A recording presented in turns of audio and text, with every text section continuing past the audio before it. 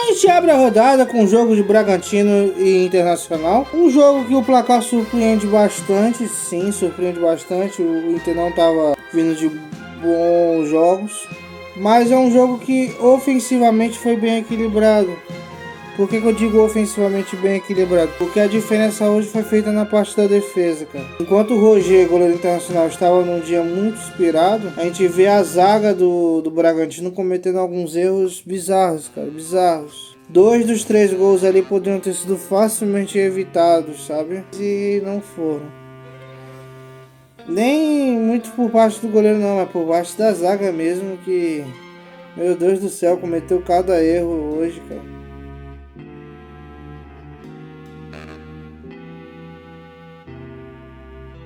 Na sequência, começando no mesmo horário, a gente teve Flamengo e Mirassol. E cara, que jogo bom, cara. Que jogo bom. Foi um jogo que o Mirassol foi fiel ao seu DNA. Ele buscou o jogo, ele não teve medo do Flamengo. Ele encarou de igual para igual. Ele buscou jogadas, ele chegou muito perto do gol várias vezes. Teve uma que inclusive entrou. No finalzinho ainda tiveram uma chance ali que passou bem perto de entrar. Então o Mirassol ele se coloca cada vez mais entre as grandes surpresas positivas do campeonato, de fato, porque realmente é um time que está jogando muito bem. Eu espero que o trabalho seja mantido. A gente possa ver talvez a consolidação de um quinto grande de São Paulo.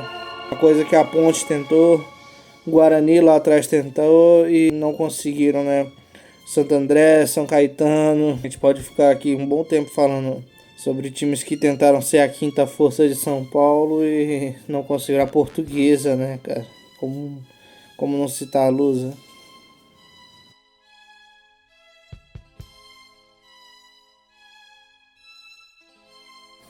São Paulo contra o Vitória não teve muita surpresa. Foi o que todos esperavam, de fato. O Vitória, em alguns poucos momentos, mostra um relampejo ali de brilhantismo por causa do Mateuzinho, que é um jogador diferenciado ali no elenco do Vitória, mas tem acreditado, né, que Andorinha só não faz verão, Mateuzinho só não faz o Vitória se salvar na primeira divisão. Põe nos comentários o que vocês acham, mas eu acho que o Vitória cada vez mais se coloca como um candidato muito forte a rebaixamento. Não tanto quanto Juventude e Sport, que eu acho que estão um nível abaixo ainda. Mas com certeza ali para pegar um 18º, 17º ali, o Vitória é um forte candidato, infelizmente.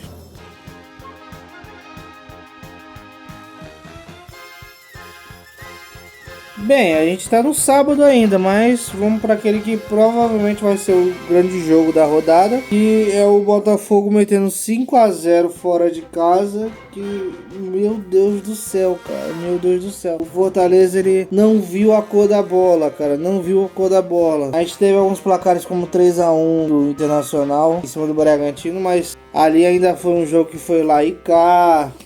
O Internacional contou com um pouco mais de sorte, com alguns erros da defesa do Red Bull Bragantino. Aqui não teve isso, cara. Aqui foi um lado o Botafogo bate, o outro o Fortaleza apanha, cara. A gente teve cenas de torcedores saindo com 2 minutos do segundo tempo, tava 3-0 ali, o torcedor saindo já, abandonando, sabe? Aquele momento triste que o torcedor olha para aquilo que tá acontecendo e percebe, pô, isso aqui, esse caldo aqui só vai azedar ainda mais, cara, eu tô perdendo meu tempo aqui. Isso aqui, daqui não vai sair nada.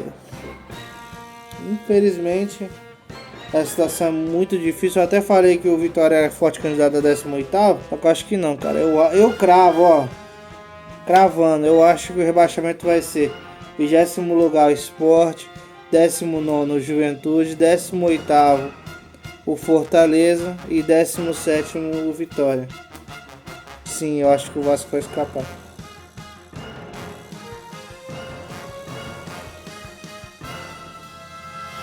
Bom, se o último jogo que a gente comentou foi o jogo da rodada em questão de dominância, em questão de vantagem de um time sobre o outro, agora a gente teve com certeza o jogo mais disputado e mais equilibrado na sequência, que foi Bahia 3, Fluminense 3. Um jogo disputadíssimo, um jogo que poderia ter caído para qualquer um dos dois lados. Se o Bahia ganha não é absurdo, se o Fluminense ganha também não é absurdo. O Fluminense mostrou um time bem rápido, bem ágil, uma característica que já estava mostrando há um bom tempo, mas que hoje foi fundamental de fato.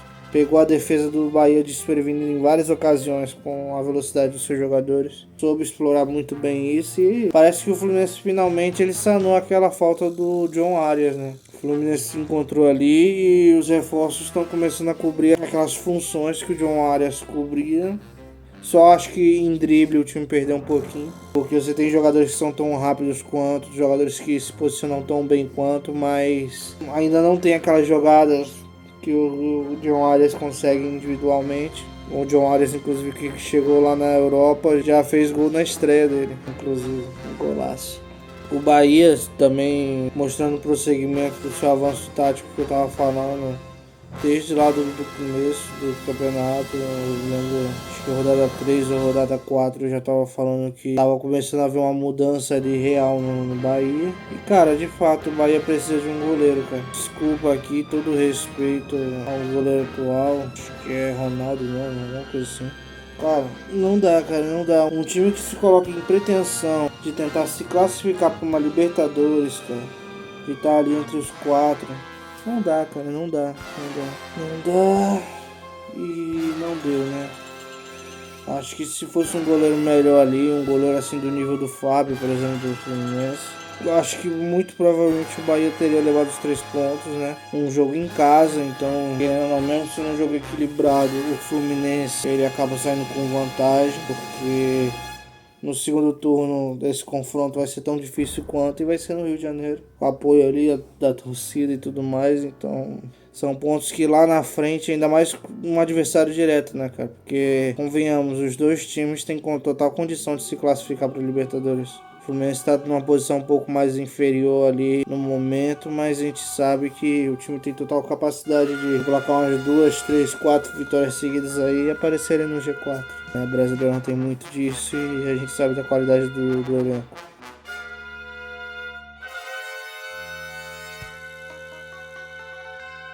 Acabou agora Palmeiras e Ceará, Palmeiras 2-1 no Ceará e incrível, cara, como o Palmeiras, que é sem dúvida nenhuma top 2 hoje nacional, teve dificuldade para ganhar do Ceará, cara. Teve que contar com um pênalti. Se não fosse aquele pênalti, teria terminado 1-1, cara. Tá aí o pessoal falar, se não fosse o pênalti, o time teria ido mais ao ataque para buscar a virada depois. Será?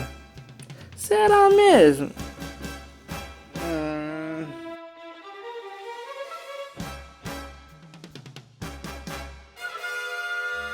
No mesmo horário, o Vasco empatou em casa com o Atlético Mineiro, cara. O Vasco 1, o Galo também 1. E te contar, cara, o Vasco, o pessoal sempre zoou o Vasco e tudo mais, mas o Vasco tá arrumadinho. Isso é um fato.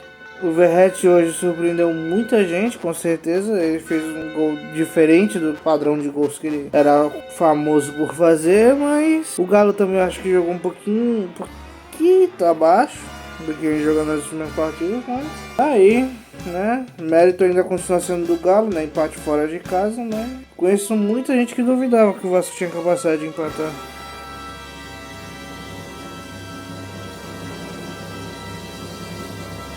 Cruzeiro e Santos, e mais uma vez o Cruzeiro acaba tropeçando, né, cara? Tropeçou lá atrás contra o Ceará e ganhou do Botafogo, e agora tropeçou pro Santos. Começou marcando gol, chegou a ter marcado um segundo gol, mas foi invalidado e acabou perdendo de virada pro Santos, né? 2-1, cara. De fato, eu não esperava esse resultado, acho que ninguém esperava. O Santos aí tá mostrando sim uma evolução, mas esse jogo não teve tanto assim a participação do Neymar. Ele deu um drible ali na lateral do campo, mas acabou não dando em nada. Ele teve chances, teve uma bola que ele acabou isolando vergonhosamente. Não é que a bola não tenha chegado nele, muito pelo contrário, até chegou, mas é coisa do futebol, cara. Foi uma vitória do Santos que basicamente não teve aquela participação do Neymar.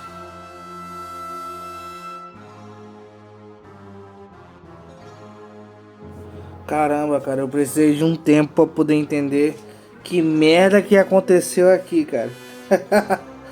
Grêmio 0, Sport 1, cara. Pelo amor de Deus, alguém conseguiu de fato perder pro Sport, não foi o Juventude, cara. Ai, meu Deus do céu, cara. Ai, ai, cara, o torcedor gremista não vai dormir bem essa noite, cara. De jeito nenhum. Coloca aí nos comentários se você achava que o Sport ia ganhar algum jogo no campeonato, cara. Eu já tinha perdido a esperança do Sport ganhar de alguém, sinceramente.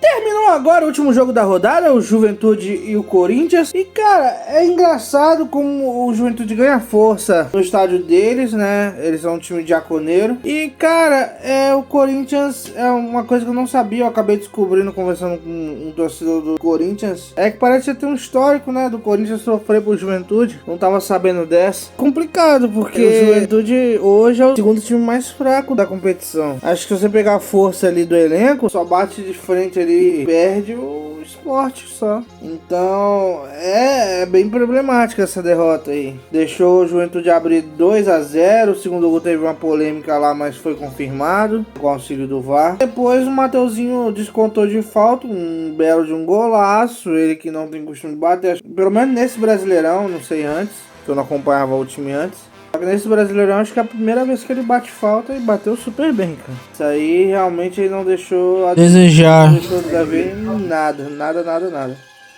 Mas não foi o suficiente, né? O time de Diaconeiro acabou ganhando de 2-1. E assim a gente encerra mais uma rodada.